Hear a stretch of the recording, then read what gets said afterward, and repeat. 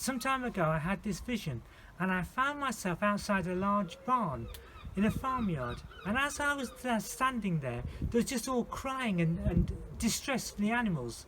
I turned to see what was happening, and I went into the barn and I discovered that there was no water. The animals were just desperate for water. So I went out to see if I could find someone. There was no one around. So I was looking around and I saw this hose pipe, and so I filled the bucket up with water, and as I went to pick the bucket up, I just knew intuitively that once I picked this bucket up I'd never be able to let it go again. But anyway, the animals were there and they needed feeding, they needed water. So I took the bucket of water and I took it to the animals, and that was soon gone, and I came back and I realised this was such an impossible task. So I was wondering what on earth I could do when I saw the old cattle trough.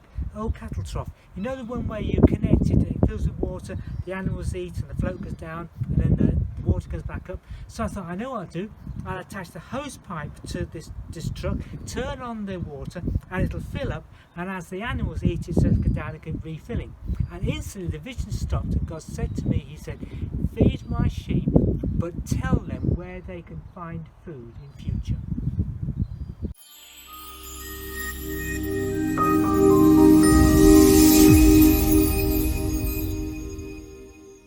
Well, you'll never believe it, but he called me when I was having a bath. I was in Australia. I just finished my degree and was planning to come back to England, and I heard his voice, and it was a voice just like you speaking to me, saying, I want you to work for me and I'll be with you.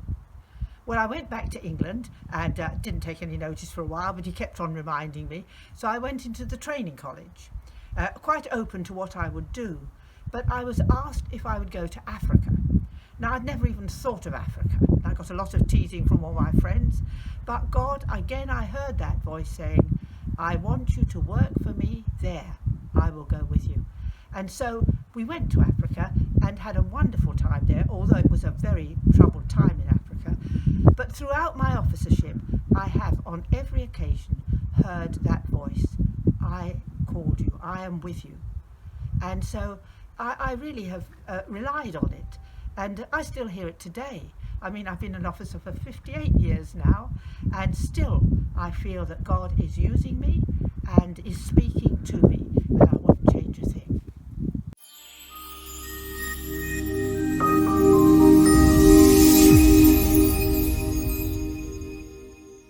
Well, I thought I'd tell you a little bit about why I ended up serving overseas for many, many years.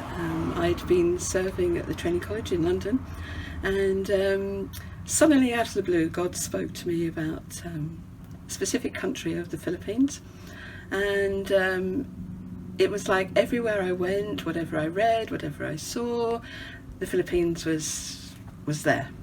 And so it was things like newspaper articles, people I met, songs and so forth. And eventually I said to the Lord, can you give me something really specifically from Scripture?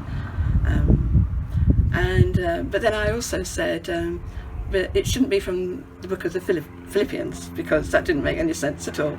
And so it was verses from Isaiah, which talked about 3 times in one chapter about being sent to the islands and the coastal regions.